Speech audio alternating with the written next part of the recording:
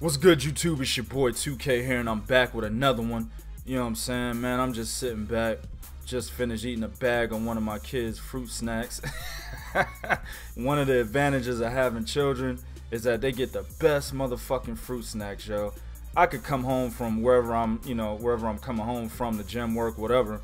Go in the pantry, man, I see a whole new set of fruit snacks. Shit I ain't never seen as a kid. Shit I couldn't even dream about. You know what I'm saying? I'm like, damn, I gotta try this shit. So that's what the fuck I'm doing right now.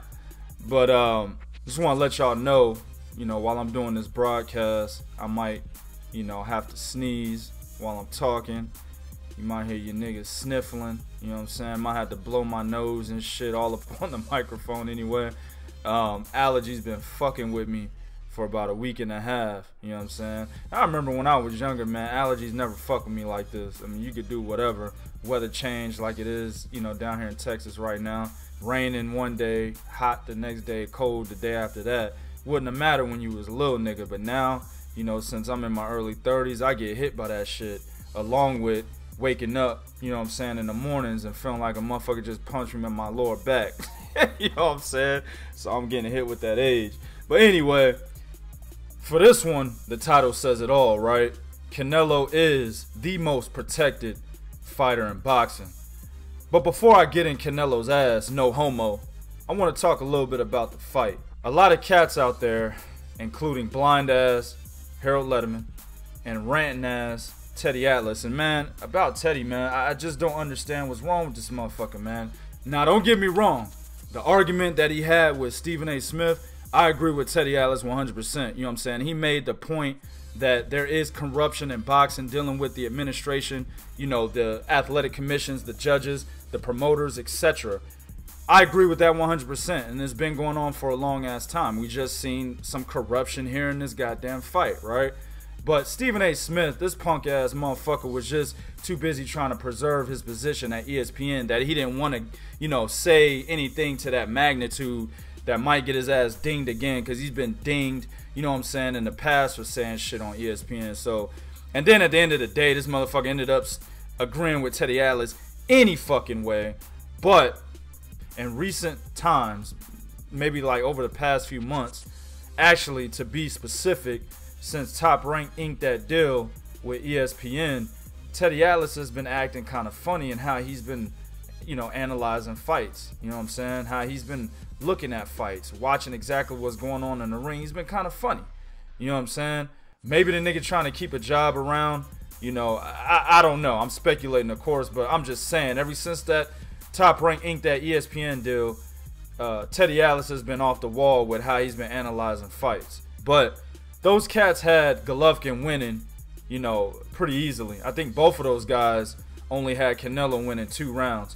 Also, former middleweight champion Kelly Pavlik also only had Canelo winning 2 rounds in that fight. All 3 of those guys had their scorecards 118-110. Now, I've already said about Kelly Pavlik, and y'all can go back and listen to my interview that I had with my ex-co-host with Kelly Pavlik. It's still on the channel. It's in the interview playlist. You know what I'm saying? I tried to get Kelly to open up about, talking about if he were in this era, in his prime, while Triple G was still at 160, right? How would he stack up against him, or how would he think he would stack up against him? And Kelly Pavlik didn't really want to answer the question. And the reason being is because he is extremely fascinated with Triple G. He did not want to even compare himself to Triple G. I mean, I had to lead him in a different direction. You know what I'm saying? And I think I remember I said something to the degree of, don't lie to me. You know what I'm saying? Before I asked him that question. But he finally answered it, but he was reluctant to even compare himself. That's how fascinated he is with Triple G. So, I don't think I'm out of line in saying that Kelly Pavlik may be somewhat biased in his score. You know what I'm saying? Harold Letterman's always fucked up. That's why I call him the blind bat. You know what I mean? And then, you know, like I said, with Teddy Atlas, I really believe something's wrong with him. I think this was a close fight. You know what I'm saying? I have absolutely no problem with either fighter winning this fight, and I have no problem with the draw. Now, this fight is really, you know, let a boxing enthusiast tell you exactly what happened here. You know, what this fight was really about from your point of view as the viewer, right? Which of the judging criteria is a higher priority to you? Gennady Golovkin was applying effective aggression, right? One of the criterias in judging and how you score a fight. While Canelo was landing the crisp, hard, meaningful, clear punches, right? Another criteria in how you judge or score a fight. So if you're the viewer, it's really all about your taste, right? Do you think effective aggression or applying effective aggression is more important than, you know, landing the crisper, cleaner shots, or is it the other way around? You know what I'm saying? For me personally, I think they're neck and neck. So if I have to choose, I'm gonna choose the guy who's landing the more crisp, cleaner punches, because that's how you effectively score points in a boxing match. You hit and not get hit, right? Not saying Canelo didn't get hit. Motherfucker did get hit, but Canelo landed the more cleaner shots.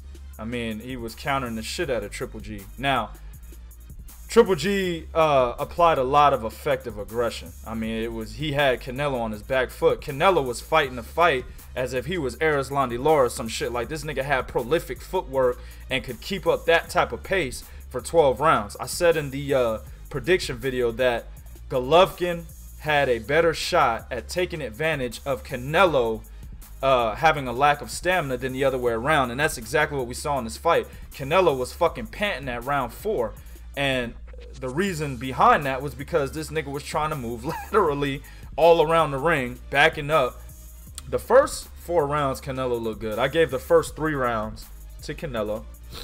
He was outboxing Triple G. Triple G was really trying to find his rhythm against Canelo in those first 3 rounds. So I definitely get those rounds to Canelo. And then after that, I gave rounds 4, 5, 6, 8, and 9 to Triple G. I can't remember if it was a 7th round or not. Don't quote me. I haven't gone back and watched the fight a second time yet. But it was one of those middle rounds where it was extremely close. And that particular round is where my judging, the priority of my judging criteria comes into play, right? I like the guy who lands the cleaner shots than the guy that's applying effective aggression. So that played a part in me giving that extremely close round to Canelo. And that was actually the difference. I gave, of course, rounds 10, 11, and 12 to Canelo as well. So I had Canelo winning the fight 115, 113. I had him winning by 1 round.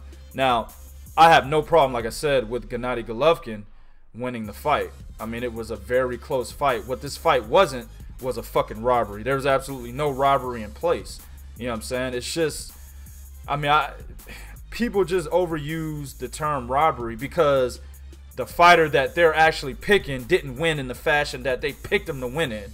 I mean, that's just that's just the God honest truth. And that goes with self-proclaimed boxing enthusiasts and people that, you know, the majority of the boxing community view as a boxing enthusiast, such as Teddy Atlas, right? Harold Letterman. It is what it is, man. These guys watch the fight just like we do. Granted, these guys have been watching fights longer, right? But your ability to analyze a fight can erode, especially if you have a type of bias involved when you're analyzing that fight, right? If you're watching that fight with a clear head, you know, you don't have any stock in any of these fighters. There's no agenda behind, you know, what your analysis is. Well, then shit, nigga, you're going to have more of a clear, concise, well-educated, thorough analysis, right? So, I mean, I don't know, man. I can't really speak for these dudes and why, you know, they had Golovkin sweeping the fight. Then there was a guy on Canelo's side that had Canelo sweeping the fight. I think he was like a Mexican analyst. I don't remember who it was. I just saw the scorecard.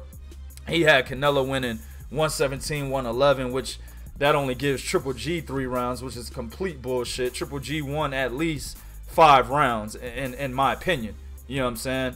And then, like I said, you can give him 6 and you can give him 7 rounds. You know what I'm saying? I probably wouldn't get mad if you gave him 8 rounds. You know what I'm saying? These rounds are very close. And I may very well, you know, after rewatching this fight 2 more times, because I usually watch fights 3 times. After rewatching this fight 2 more times, the second time I may be like, all right, yeah, I thought this fight was a draw. Then the third time I might be like, well, damn, Golovkin won this fight. You know what I'm saying? That's how close these rounds were. So definitely not a fucking robbery. You know what I'm saying? I was a little pissed off in how Canelo fought the fight. I thought he was going to be more of the alpha male. And at times he was forced to become that because he was so fucking tired. One thing I want people to understand, I hear some cats who were giving Canelo credit for going to the ropes.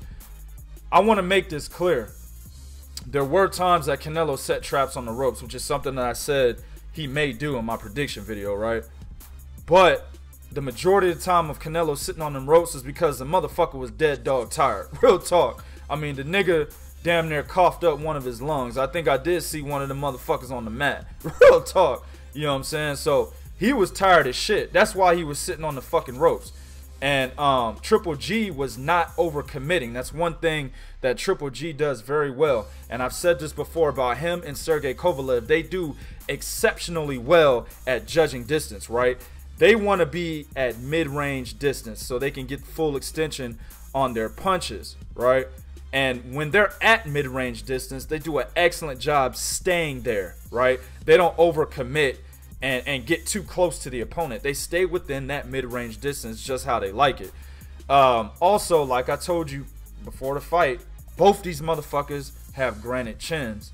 But I believe Triple G's chin is literally made out of fucking steel. I mean, you can hit this motherfucker with a baseball bat and he does not budge, man. Canelo was hitting this nigga with some nice-ass counter uppercuts, which I said in the prediction video would happen numerous times.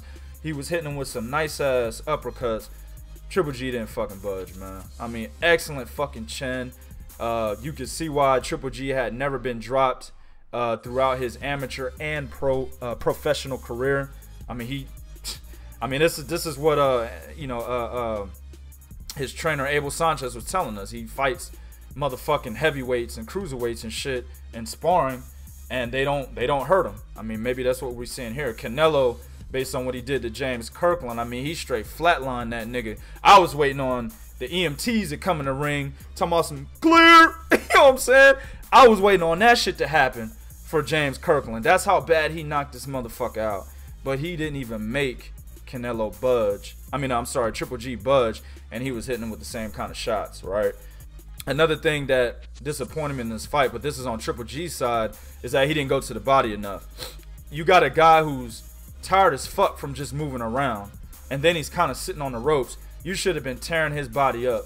And I feel that if he would have done it to the degree he should have done it in, he could have very well stopped Canelo, because he was just too fucking tired. If he didn't stop him, he probably would have made Canelo take a knee, because all of the footwork he was displaying, all the energy that he was sapping up trying to get away from Triple G, going to his fucking body would have put the icing on the cake. It would have really made him cough up both his motherfucking lungs, right? And when he had to take a knee to put the goddamn lungs back in his motherfucking throat. You know what I'm saying? So that's what he should have done, but he didn't do it. And I mean, hey, what happened was the fucking fight went to the judges' scorecards, and what happened? Exactly what I told you cats that would fucking happen in the beginning of my prediction video. I clearly stated. It was a part that I said at the end of the video, but I took it out and put it in the beginning of the video just so you guys can hear that first before I give my prediction. I said, remember, Canelo has had 3 major fights in which all of these fights, 2 of the fights were close. The other fight was a complete wash. Canelo got his ass toe up, right? But 3 judges in those 3 fights, respectively, had scorecards that were in huge favor of Canelo. And I told you that this shit could happen again. If you watch the beginning of this video, I put what the scorecards were and what judge actually did it for those respective fights. You know what I'm saying? I told you this could happen. This is exactly what happened with Adalaide Byrd. Now, the crazy part here is I'm looking at the judges, you know, Adalaide, Byrd, Dave Moretti, and Don Trella. I thought Don Trella was going to be that motherfucker to fuck up the goddamn scorecards and make it like 120 to 108 for Canelo. You know what I'm saying? Because, you know, as you all know, I had Daniel Jacobs winning the fight against Triple G. That fight right there, Triple G could have won by 1 round. That's it. You know what I'm saying? There's nothing larger than that. Even a lot of guys that I respect, you know what I'm saying? Not a lot of them, but maybe 1 or 2 of the guys that I respect out there, they had Triple G winning larger than 1 round. I highly disagree with him. I told him I did. You know what I'm saying? I felt Daniel Jacobs did much more than Triple G did in this fight, and that includes the knockdown. But Don Trella had Triple G winning, I believe, if I'm not mistaken, 115, 112. I can't remember. But it is what it is, though. You know what I'm saying? I thought Don Trella was going to be the one, you know what I'm saying, to fuck up the scorecard. He actually had it a draw, which was okay. Adalaide Byrd had it 118, 110. And that leads us into the part of the segment where I talk about how Canelo is the most fucking protected fighter in boxing. I mean, let's face it, right? We have never seen any other active fighter have such ridiculously skewed scorecards in their favor, right? Scorecards skewed to this magnitude in their favor. Now, a lot of motherfuckers like to say Floyd had some, you know, questionable scorecards in his favor throughout his career. It is what it is. I highly fucking disagree, but that's your opinion. But I'm sorry, man. Stanley Christodoulou 118, 109 in the Trout fight. Levi Martinez 117, 111 in the Erislandy Lara fight. The motherfucking most ridiculous scorecard I've probably have seen in modern boxing. CJ Ross's 114 draw in the Floyd Mayweather fight, a fight where Canelo probably didn't win more than 3 fucking rounds. You know what I'm saying? And it'd be 3 rounds that Floyd Mayweather gave this motherfucker due to pity. You know what I'm saying? And then of course now Adalaide Byrd 118, 110 against Golovkin. I've never seen nothing like this. You know what I'm saying? I've seen plenty of robberies, you know. Julio Cesar Chavez and fucking Pernell Whitaker, right? I've seen robberies, you know what I'm saying? But I've never seen judges have such ridiculously skewed scorecards in one fighter's favor to this fucking magnitude. And I've talked about how Canelo, pertaining to how he's a protected fighter, how he weight bullied his whole motherfucking career. I mean, even in the prediction video, I talked a little bit about, you know, Canelo's weight bullying, how he is the biggest weight bullying motherfucker in boxing. Nobody's doing it better than Canelo. You know what I'm saying? And I also talked about it way back when, you know, my channel was just getting started. I made a segment called the Canelo Project, where I talked about how, you know, Canelo was picking Amir Khan and saying he is a legitimate middleweight title defense, right? Matter of fact, fuck it. Just listen. What we gonna talk about today is the very popular topic of conversation within the boxing communities, and that's fucking Golden Boy, the WBC, and Canelo picking Amir Khan as a fucking legitimate middleweight title defense, B. Let's talk about motherfuckers that he brought up in weight. Now, my man Tim and my other man Emmanuel, shout out to my man Emmanuel, they told me, you know what I'm saying, that Jose Miguel Cotto was brought up in weight, right? Mm-hmm. But I wasn't even gonna mention this motherfucker. All right, we're gonna start with Canelo's very first time winning a major title, and that's against Matthew Hatton, right? Matthew Hatton, November 2011, right? Weighed in around 150 marks numerous times in his career, but the problem with that is this motherfucker fought limited opposition when he weighed around the 150-pound limit. He never fought anybody of note at the junior middleweight division, right? Okay. Mm-hmm. Secondly, all his title fights, or paper title fights, minor title fights, have been for the 147-pound division. He had one fight back in 2004. Bo, you already know. Back in 2004 for the BBB of C paper title against a guy named Rob Burton. Rob Burton was what? 10-7. That was the only fight where he fought for a fucking title in the junior middleweight weight limit, right? But then he goes and fights Canelo at a fucking 150-pound catch weight. Okay? And this was a legitimate fight for the WBC vacant WBC 154-pound title. Let's go to the next motherfucker. Alfonso Gomez, September 2011. All right, started pretty much at 147. He went to the Contender Series. He fought pretty much at middleweight in the Contender Series. Got his ass beat all around, all up across the motherfucking show, straight up and down. All right, left the Contender Series, fought in the junior middleweight division. Figured out that it was too much weight. Went back down to 147, right, for a couple of fights, right. Wins the WBC Continental Americas 147-pound title. What the fuck is Continental Americas? You know what I'm saying? What the fuck is that? Wins that against an old-ass Jose Luis Castillo, right? Then beats bum-ass Calvin Johnson right after that at 147. Now, for you motherfuckers that don't know who Calvin Johnson is, I'll say this. He got knocked out by the hard-hitting, powerful Sergio Mora. All right? We'll leave it at that. He beats Calvin Johnson. Canelo in the WBC is like, hey, bro, won't you come on up to 154?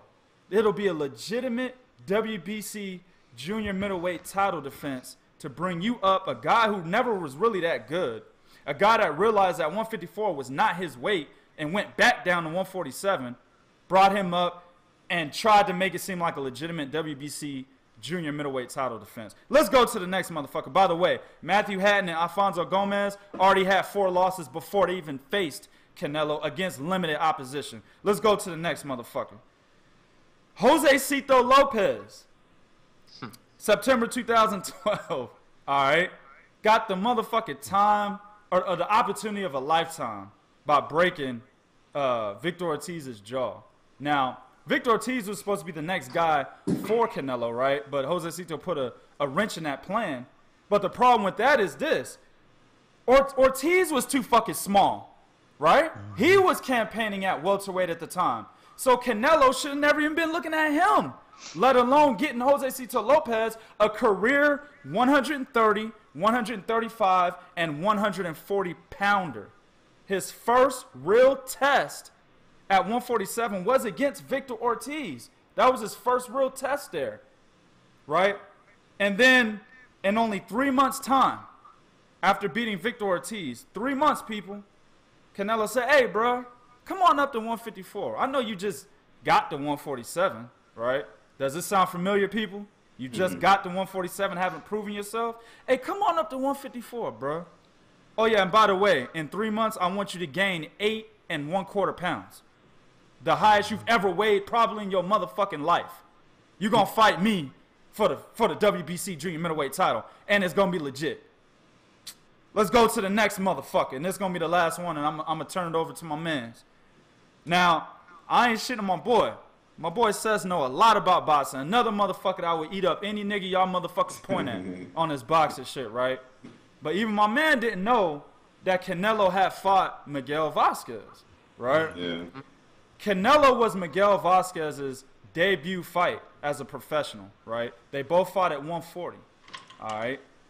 They then rematched later. Now, they rematched at a time that Miguel Vasquez was making a name for himself, right?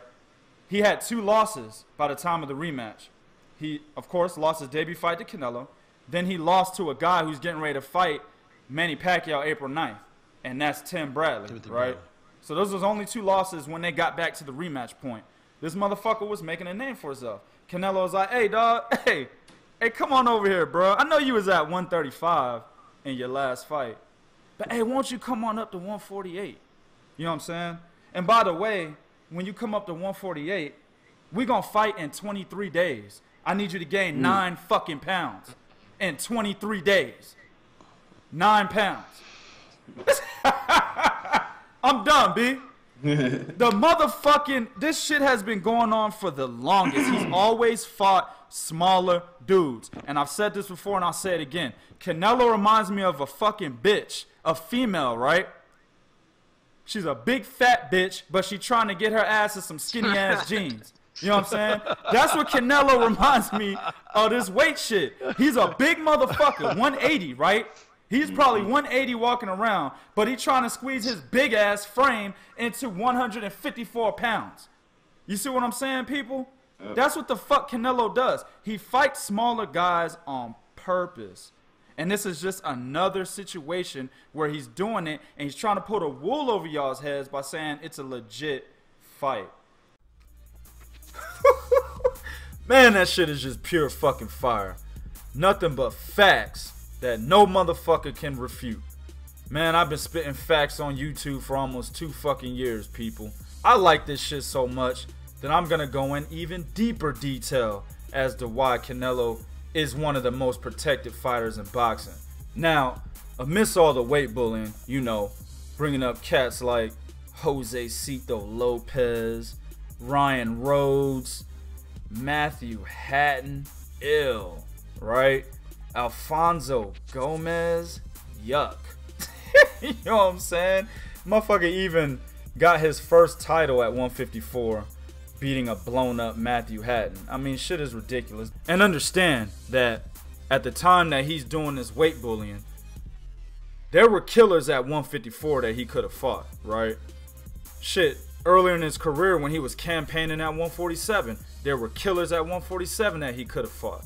You know, Oscar De La Hoya did not want to put him in the ring with these killers because he knew he'd be risking a gem that he felt that he had, right? Canelo had the look, he had the style.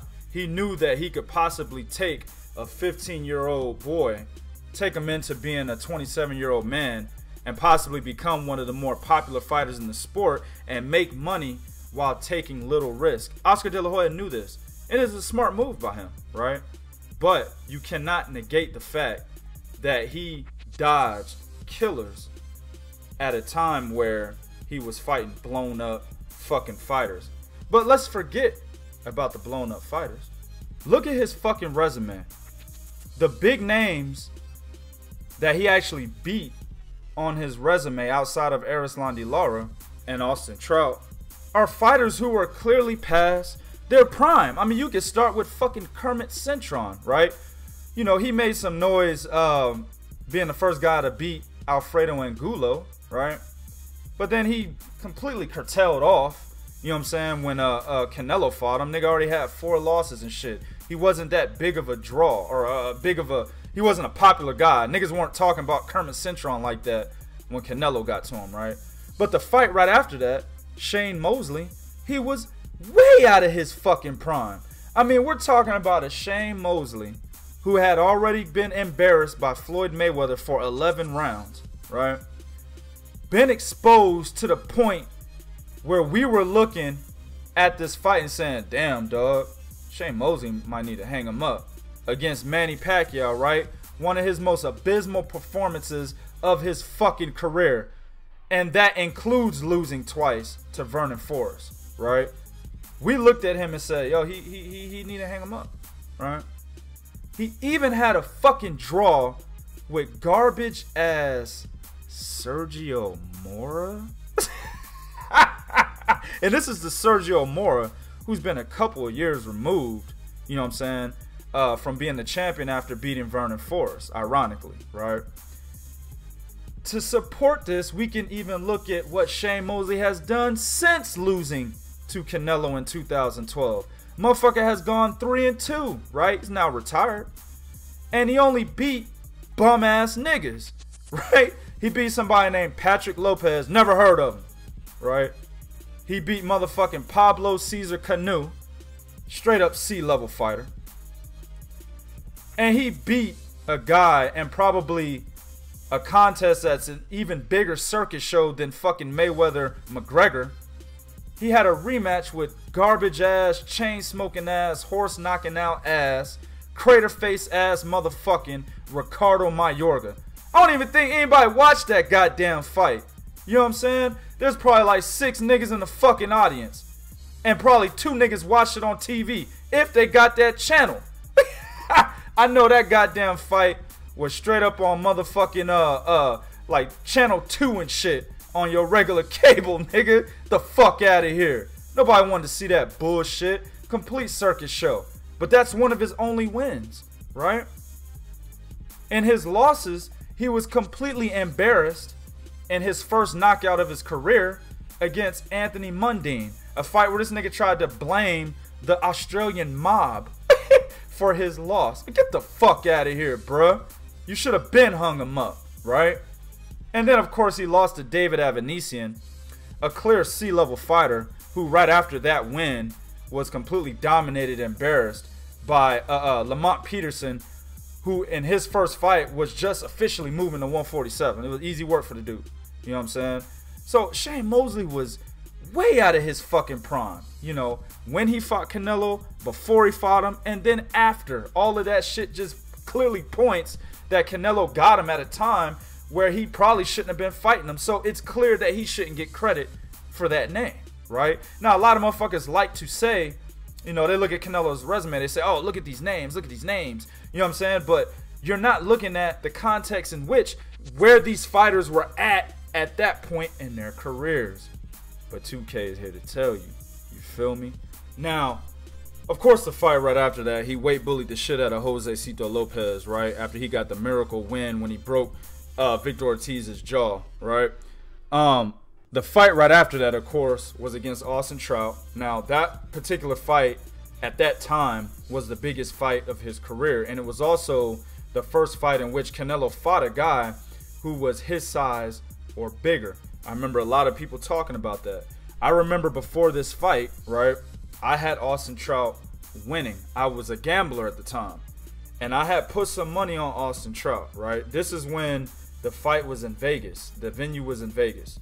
Trout had just beat Miguel Cotto. I was like, oh yeah, Austin Trout about to take this fight. But then, all of a sudden, the venue changes. And it ends up being in the most corrupt city. First of all, the most corrupt state. And then, within that state, the most corrupt city in boxing. And that's going to be San Antonio, Texas, at the Alamo Dome. I immediately withdrew my motherfucking bet and put it on Canelo. You know what I'm saying? I knew Canelo was going to win this fight after that. It didn't matter how it looked. And that's exactly what happened. To me, in the first 6 rounds, Austin Trout was beating Canelo's ass with his jab. Straight up. Now, I think I gave Canelo 1 round within the first 6. It wasn't until the 7th round that Canelo properly slipped the jab and then countered Austin Trout. And that's what led to the knockdown. But then, after he got knocked down, he proceeded to get back up, and he still dominated the fucking round. So you could have teetered on giving it a 10-8 round to be traditional for Canelo, right? Because he did get the knockdown. Or you could have gave it a 10-9 round because for Canelo, because he actually would have lost the round if he didn't knock Austin Trout down, right? Also, Canelo fought in spurts in that fight. As much as we seen him fighting in spurts against Gennady Golovkin, he did the same shit against Austin Trout. And Austin Trout exploited Canelo whenever he was in those spurts. Canelo had extremely low volume in that fight, while Austin Trout kept a jab in his fucking face, right? Now, Canelo did proceed to win some of the later rounds, but it was clear to me Austin Trout won more rounds than Canelo. I had Trout winning by 1 point. Now, Stanley Christodoulou had Canelo winning 118 to 109. You know what I'm saying? He only gave Austin Trout 2 fucking rounds. As I mentioned earlier, complete bullshit. But the point of this is Canelo only took the Austin Trout fight because he had a Floyd Mayweather fight looming, you know what I'm saying, on the horizon. Floyd Mayweather clearly told Oscar De La Hoya, if you want Canelo to fight me, he needs to beat that guy Austin Trout first. And so they went and they fought him. They got a corrupt-ass decision. Then they got the fucking Floyd Mayweather fight, right? Which ended up being the biggest fight of his career to date. Now, he lost that fight. So I can't give him credit for a loss when I'm assessing his resume, right? You don't give niggas credit for a loss. You say, oh yeah, he's experienced, but you don't give him credit the same way you would give him credit for a win. You just say, hey, he's got the experience. He lost a fight, but he got the experience, right? Now, after the Floyd Mayweather fight, this is where the bullshit started to kick in.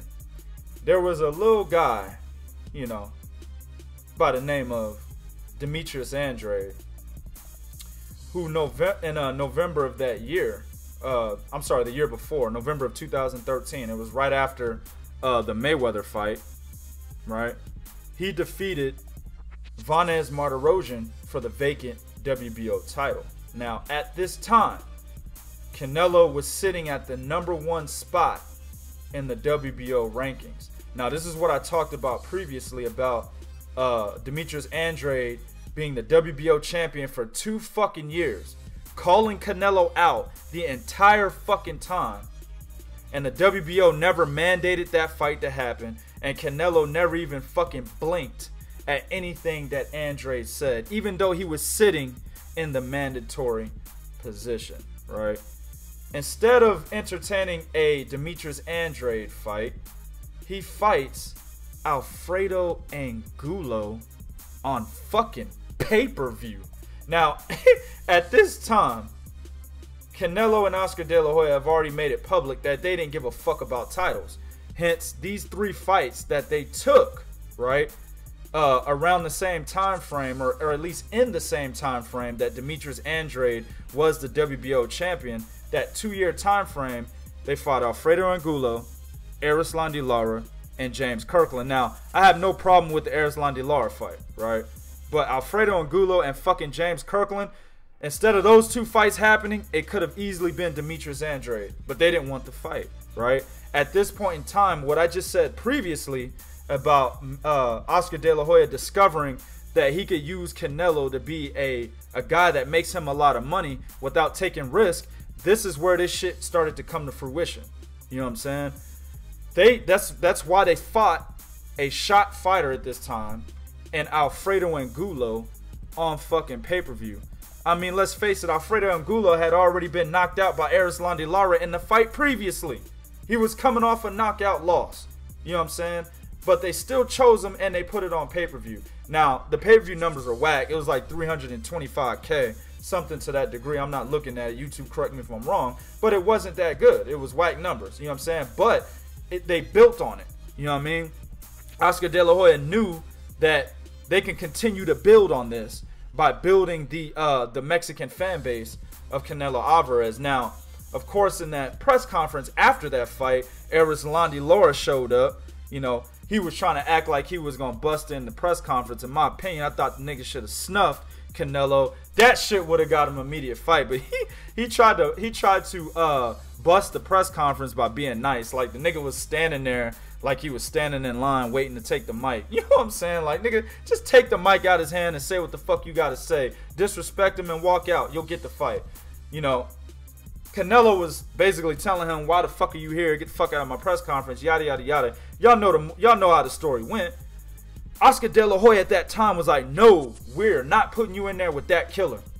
It wasn't until the Mexican fan base was grilling the shit out of Canelo that Canelo said, you know what? I need to take this fight because my fans are calling me a pussy, they're calling me a fucking coward, and they're not behind me.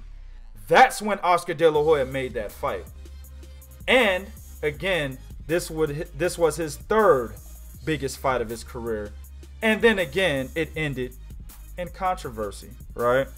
You know, you got the 118-109 scorecard for Trout, the 114-114 draw for the Mayweather fight, a fight in which Canelo clearly lost at least 9 rounds. You know what I'm saying?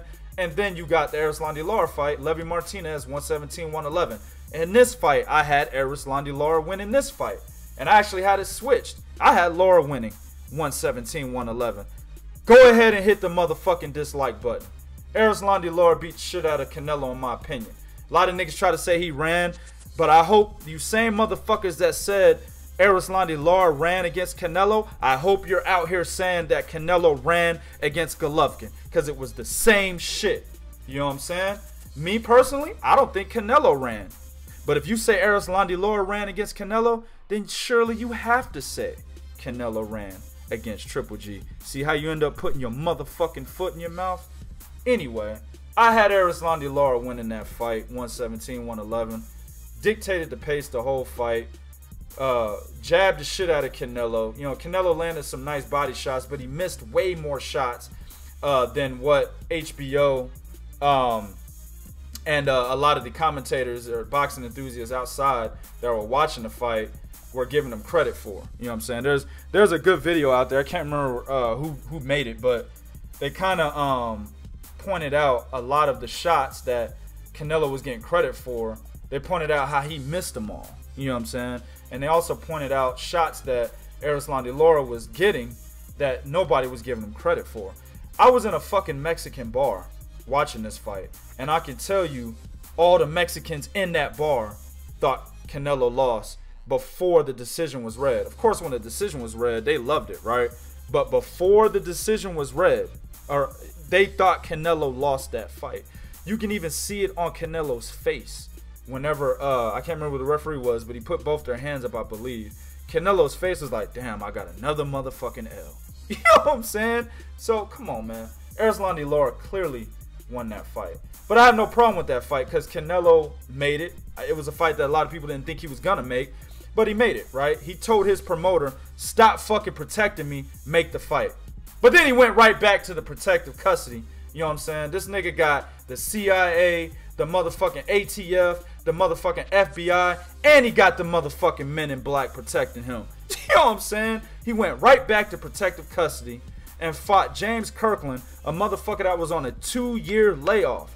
It was actually 1.5 years, right? But he hadn't been training. Him and Angulo were at odds. Actually, when this fight was announced and he was walking to the ring, he didn't even have Angulo in his corner. She wasn't even his fucking trainer. We all know who've been watching boxing, all of us who've been watching boxing, right? And we understand these fighters. We understand that James Kirkland is only James Kirkland when Angulo is in his motherfucking corner. We know this, right? But for this particular fight, she wasn't there. Instead, there was a fucking trainer from San Antonio, right? Where I've lived in San Antonio a long part of my life. I know these motherfucking trainers out there ain't worth the shit out there. If I'm disrespecting San Antonians, hey, it is what it is. Like I said, I lived there for a large part of my life. I don't give a fuck. The trainers out there are garbage. Actually, let's just think. Who are the best fighters that come out of San Antonio? You know, Jesse James Leha and fucking Tony Ayala. You know what I'm saying? A lot of my subscribers gonna have to do some research on fucking Tony Ayala. A motherfucking child molester is probably one of the best fighters to come out of San Antonio. That says enough right there. So that trainer was in his corner. Didn't know what to tell James Kirkland. James Kirkland ends up getting motherfucking flatlined. A fight where we all knew was going to happen before the fight happened because James Kirkland was on such a long layoff. And plus he looked like shit in his fight previously against Glenn Tapia. That fight was straight up rock'em, sock'em, robots. You know what I'm saying? Glenn Tapia would land 40 punches. At the same time, James Kirkland was landing 40 punches. No fucking defense displayed. No technique displayed. Just sloppy, rock'em, sock'em robots. I'm going to hit you. You're going to hit me. And we're going to see who's the first to get knocked out. That's what the fuck that fight was. Now, for the casual fan, perfect. Right? But for the enthusiast, not so much. So, during the Erislandy Lara fight, which is okay, right? During the Alfredo Angulo pay-per-view event, which was complete bullshit. I'm sorry, yeah, Alfredo Angulo. And then during the James Kirkland debacle, which was also complete bullshit.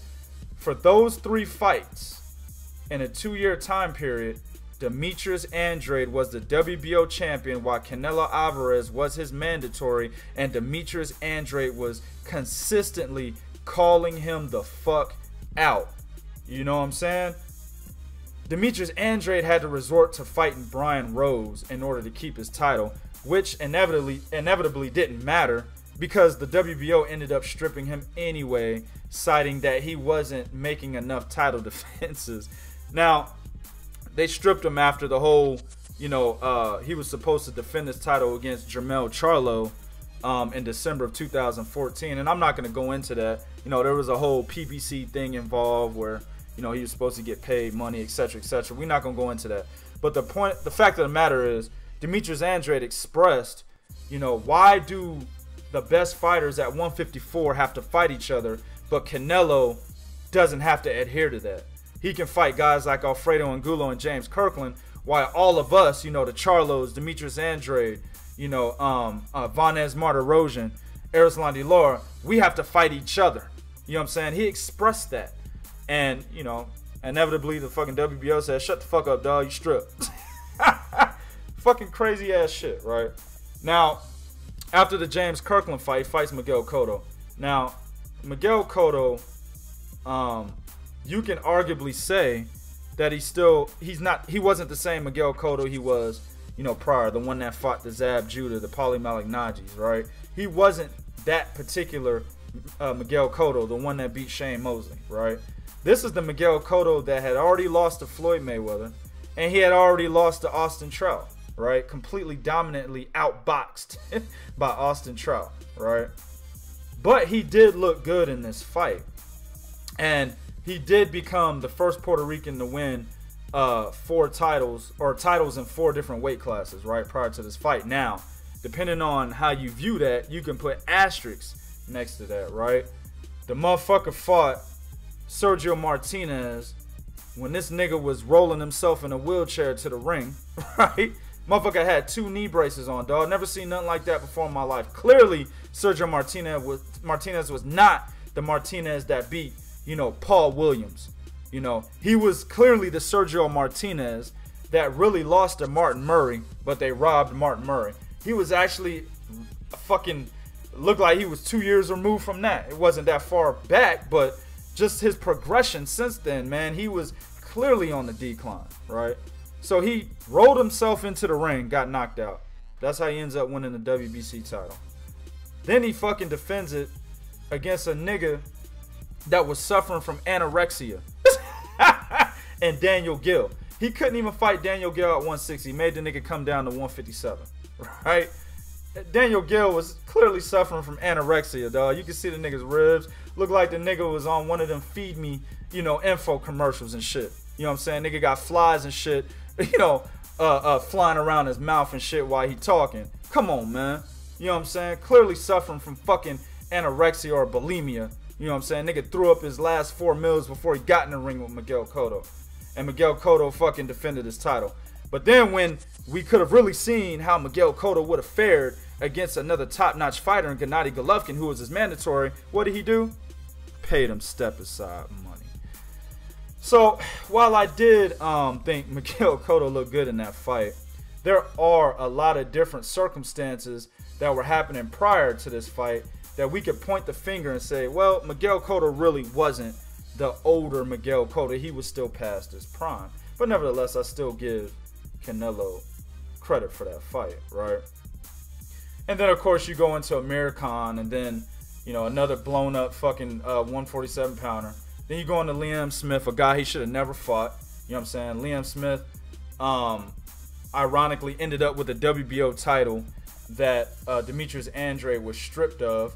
But then Canelo had no problem fighting Liam Smith for that WBO title. But when he was Demetrius Andrade's mandatory, he didn't want to hear no parts of that shit. We don't give a fuck about titles. We'll fight Erislandy, Lara, James Kirkland, and Alfredo Angulo for no titles. Hell, Erislandy, Lara was the WBA champion at that time, and they didn't even fight for that fucking title. They didn't want to be obligated to titles, you know, because they didn't want to be obligated to have to fight their fucking mandatories.